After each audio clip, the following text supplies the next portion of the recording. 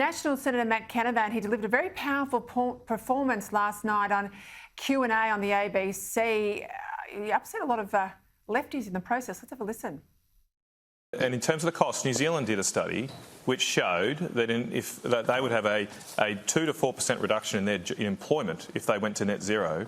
And in equivalent terms, that would be around 400,000 jobs here in Australia. So what are we going to do about that? That is a massive, massive impact. Okay, but you're not talking about the job. You're not talking about the job benefits. So let's adopt this. Nor are you talking about the job losses from climate change. No, that's a computable.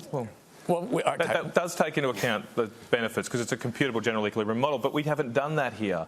We haven't done any of this. Now, after that modelling, New Zealand exempted their agricultural industry more than half of their emissions.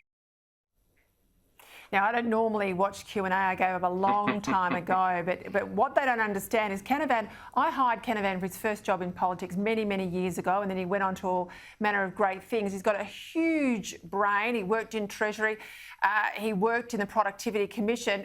It was him against 6 others, and I tell you what, he beat them up. Yeah, of course he did, Peta. And I'm just going to make 2 quick suggestions here that could save Australia billions and billions of dollars. First, why doesn't Anastasia Palaszczuk fire her 30 spin doctors and just appoint Prue to the job, which she'd do a much better job anyway, and save Queensland taxpayers a fortune. I have got scruples. And get much more common sense than she's getting out of the 30 knuckleheads she's got at the moment. Secondly, can we please get Matt Canavan into the lodge? This is the man who should be running the country. Matt Canavan is brilliant.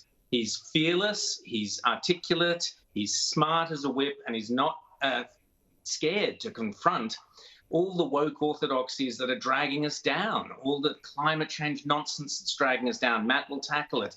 China, Matt tackles it. All these issues, gender, he's prepared to stand up and speak out.